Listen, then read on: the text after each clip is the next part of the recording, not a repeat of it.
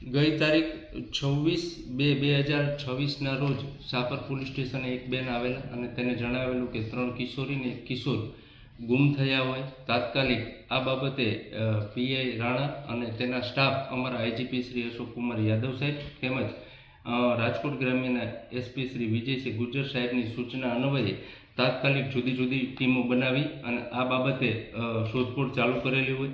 જે અનુસંધાને જાણવા મળેલ કે તેની માતા અને આ બાળકો તેના દાદા પાસે હોય.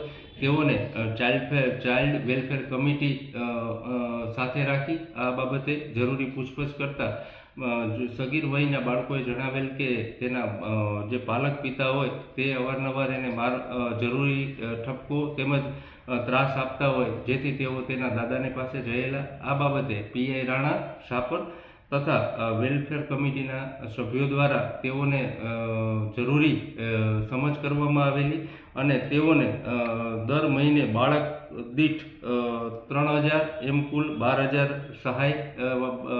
સહાય બાબતે બાળ વેલફેર કમિટીઓએ જણાવવામાં આવેલું. તેમજ આ બાબતે સરકારશ્રીની યોજના જે બાળ કિશોરો દીઠ રૂપિયા 2 લાખની સહાય મળવા અંગે યોજના વિશે પણ તેઓને સમજ કરવામાં આવેલી અને આ બાળકોને તેઓના દાદા સાથે રહેવા બાબતે સંમત હોય જેઓ તેના દાદા સાથે રાખેલા અને ઉપરોક્ત યોજના વિશે સમજ કરવામાં આવેલી. આમ ટૂંકા ગાળામાં 3 કિશોરીઓ અને 1 કિશોરને સમય ચૂકતા તાત્કાલિક પીઆઈ શાપરના હોય જરૂરી ગોતી અને જરૂરી કાર્યવાહી કરેલ છે.